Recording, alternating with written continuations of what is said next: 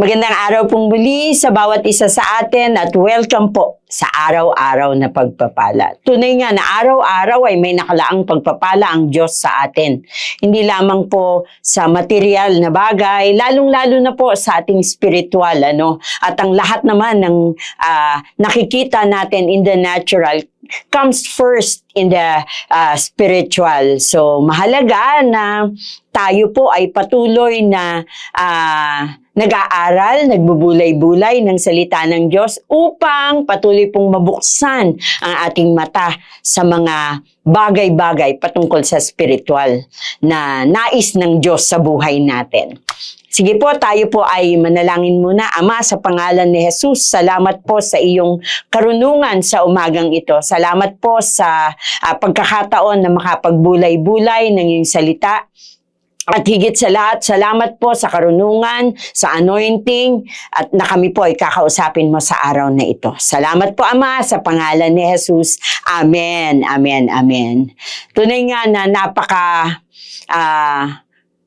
palad natin, tayong lahat. Napakapalad natin tayo na nagbigay ng buhay, nagtiwala sa ating Panginoong Diyos, sa ating Panginoong Jesus ng ating buhay ay ipinag-intercede niya tayo. Ipinagpipray niya tayo sa anumang sitwasyon ng buhay natin. At nais ko pong magbulay-bulay tayo sa Luke chapter 22 verses 31 to 34. Ito po yung punto na kung saan ay kinausap ng Panginoon si Pedro patungkol sa mangyayari pa lang, mangyayari na pagde-deny sa kanya ni Pedro. At alam niyo po, kung mapapansin natin sa verse na ito, kung naging,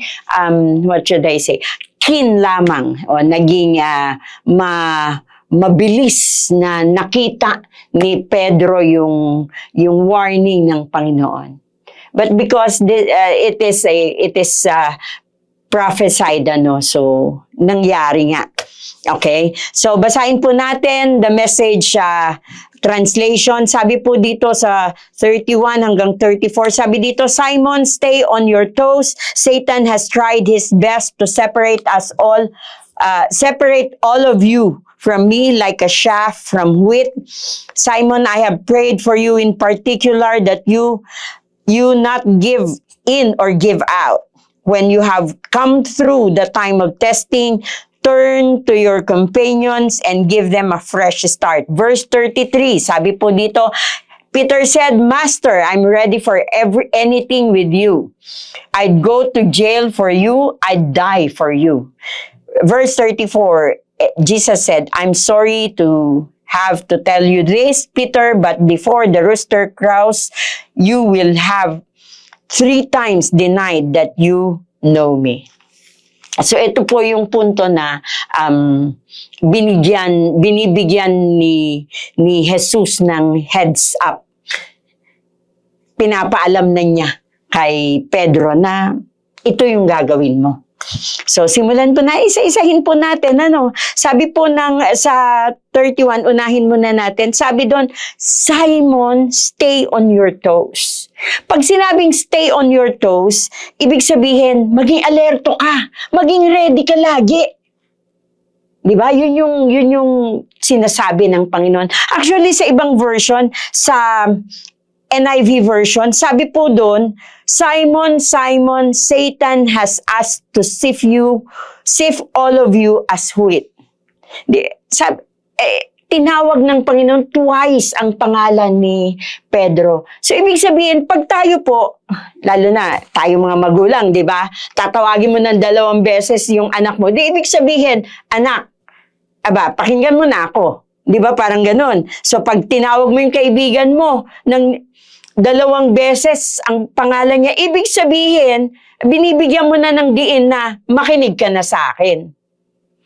So, at this point, sinasabi ng Panginoon kay Pedro na, Pedro, makinig ka na sa akin. Sometimes, God is calling our attention for something. Kinukuha na ng Diyos ang ating attention. And yet, iba ang focus ni Pedro at that time. Minsan pag overwhelmed tayo sa mga bagay, nagiging selective listener tayo eh. Kahit naman nakikipag-usap tayo minsan, di ba? Naranasan niyo na po yan. Na kahit nakikipag-usap tayo, ay minsan napipili lang natin yung gusto nating marinig. Ang Diyos po ay gusto tayong kausapin.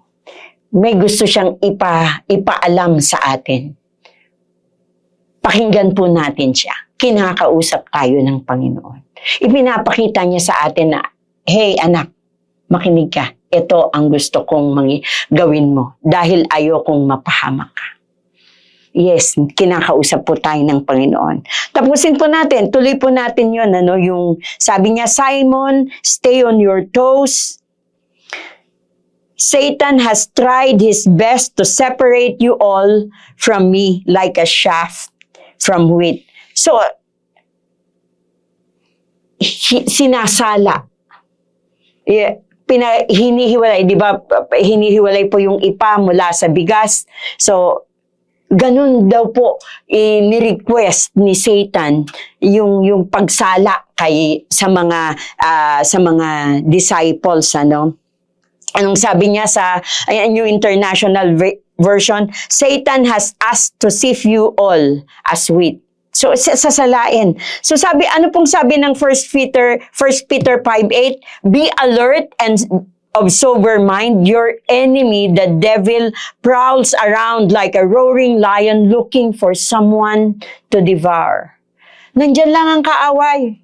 Nagbabantay para ma-devour o masila niya ang sinumang Kristiyano po ang sisilain niya. Dahil yung mga unbeliever, yung mga hindi mananampalataya ng Panginoon, silang silanan niya yun. Nakuhanan niya yun. Pero tayo na mananampalataya, naririyan daw po lamang siya sa ating paligid, nagbabantay. Kung kailan tayo malilingat, paano niya tayo binabantayan, anong pinaplano niya, ano ang kanyang ginagawa. So sabi dito sa John 10:10, sabi po doon, the thief comes only to steal, kill, and destroy. Yan ang paraan niya habang binabantayan tayo dahil ang plano niya, tayo daw po ay nakawan ng joy, nakawan ng pag-asa, patayin ang ating pananampalataya. Kasi wala ka ng pag-asa, wala ka ng inaasahan sa Diyos. So papatayin ang ating pananampalataya, sisirain ang ating relasyon sa Panginoon. Sisirain ang ating pagtitiwala sa Panginoon. Yan ang kanyang plano. Kaya nung time na anong ginawa ng Panginoon kay Simon? Simon, ito ang plano ng kaaway. Binubuksan ng Diyos ang kanyang mata, pero hindi yun ang kanyang nakita. Bakit ko nasabing hindi yun ang nakita? Ang sabi po dun sa verse 33, di ba? Ang sagot ni Pedro, Master, I'm ready for anything with you. I'd go to jail. Iba ang tinitignan niya. Sabi niya, Panginoon, sasama ako sa'yo kahit saan. Hindi nga yun ang magiging sitwasyon na pinapakita ng Panginoon sa kanya. Pero hindi yun ang nasalo niya. Sometimes God is already teaching us something sa mga nangyayari sa paligid natin, sa mga salitang binabasa natin, tinuturo na sa atin ng Panginoon ang tamang hakbang. Pero dahil nagiging selective listener tayo, we choose not to listen. We only want to listen for those things na nakakakiliti ng ating tenga. Nakaka-excite. Pero yung pagko-correct, yung pag-align ng Diyos sa atin, medyo, hindi yan ang gusto ko. Ito ang gusto ko. So, kagaya ni Pedro, kinukall ng Lord ang ating attention upang makinig sa Kanya, upang i-align uli natin ang ating puso sa Kanya. Sabi po ng Panginoon dito ituloy po natin, sabi doon, Simon, stay on your toes. Satan has tried his best to separate all of you from me like a chaff from wheat. Tapos sabi niya uli, Simon, Naalala niyo po ba na hindi na Simon ang tawag ng Panginoon sa kanya at that time eh. Pedro na siya eh. Pinalitan na ng Diyos. Ang Simon po kasi yung dating mangingisda. Pero nung naging disciple siya ng Panginoon, Peter na ang tawag sa kanya. But at this point, Simon ang tawag sa kanya. Why? Because he will go back sa dating niyang posisyon na hindi nagtitiwala o hindi nagtitiwala sa Diyos. Parang babalik siya dun sa, kaya nga dininay niya eh. Kasi hindi na, dumating siya sa point na ayaw niya ng connection sa Diyos. Ayaw niya ng makonekta kay Jesus dahil natakot siya sa buhay niya. Ito yung paraan ng kaaway na siluin tayo. Yung ayaw na, umiiwas tayo sa connection sa Panginoon. Kaya lang, siya lang po ang ating source of hope.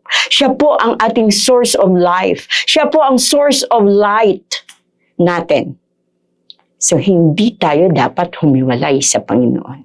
Kaya nga sabi ni Jesus, I prayed for you in particular that you not give in or give out. Yan po ay sa Message translation. Sabi po sa NIV version, but I have prayed for you, Simon, that your faith may not fail. That Jesus had already interceded para kay Simon. Yes, ang Panginoong Jesus nag-i-intercede din po sa atin. Ano pong sabi ng 1 John 2:1? Sabi niya, my little children, I am writing these things to you so that you may not sin. And if anyone sins, sinabi dito that if anyone sins, we have an advocate with the Father, Jesus Christ, the righteous. So meron tayong tagapamagitan sa langit, nag-i-intercede, nagpe-pray sa atin. Not in case, katulad ni Peter, na bumalik sa pagiging Simon, bumalik dun sa pagiging, na nagkasala uli, meron nag-intercede sa atin sa heaven. Mabuti na lang na ang Panginoong Jesus is praying for you and me upang patuloy tayong makalakad sa ating takbuhin bilang mananagumpay. Yes, sometimes we fail. Sometimes, bumabalik tayo sa dating pagkatao. Pero ang maganda nito, ipinapanalangin tayo ng Panginoong Jesus so that our faith will not fail. Purihin ng Diyos, di ba? Yun ang ating Panginoon. That despite ng ating weakness, despite ng kahinaan ng ating laman, pinalalakas tayo ng Panginoon, binaback-upan tayo ng ating Panginoon, sinusuhayan niya tayo ng kanyang panalangin upang tiyakin na tayo ay magtatagumpay, na tayo ay patuloy hanggang sa dumating ang panahon na makikita na natin muli siya. At masasabi niyang, well done, my good and faithful servant. Ito ay gusto ng Diyos, tinitiyak niya, gusto ng Panginoong Jesus na siguraduhin na tayo ay magtagumpay. Bakit? Tapusin po natin yung verse. Sabi po ng verse, and when you have come through the time of testing. Sinasabi niya, at kung malampasan mo na ang testing na yan, praise God, malalampasan natin. Alam ng Panginoon, malalampasan natin. Why? Because He had prayed for us. Sabi mo sa sarili mo, salamat, malalampasan mo yan. Kapatid, kahit na ano pa ang iyong pinagdadaanan, malalampasan mo yan. Bakit? Kasi sabi dito, when you have come through the time of testing, kapag nalampasan mo na. Sabi, don't turn to your companions and give them a fresh start. Basahin ko ulit sa NIV version. Sabi niya, and when you have turned back, strengthen your brothers. Yes, alam ng Panginoon that we will turn back to Him dahil ipinapanalangin niya tayo. At kung nakabalik na daw tayo, ang sabi niya, tulungan mo naman, palakasin mo naman ang iyong mga kapatiran.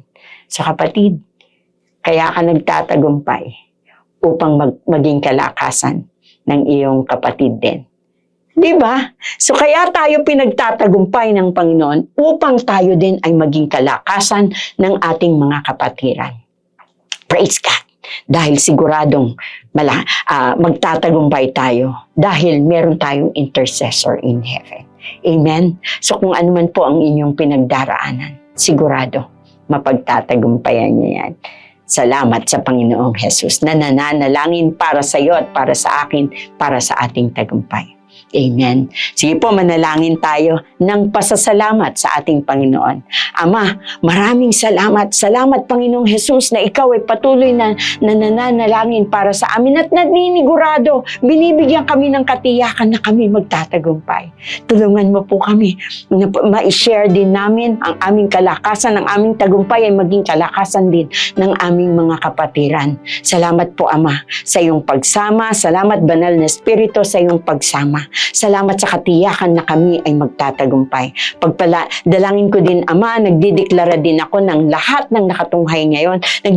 Nagdideklara po ako ng kapayapaan, ng kagalakan. Nagdideklara po ako ng kaligtasan, Panginoon, at kagalingan sa bawat isang nakatunghay ngayon. Dahil kami po ay magtatagumpay dahil kay Kristo Jesus. Salamat po, Ama. Ito po ang aking dalangin sa pangalan ni Jesus. Amen. Amen. Muli po, iniimbita ko kayo sa araw-araw na pagpapala. Patuloy po tayong tumanghay. God bless you.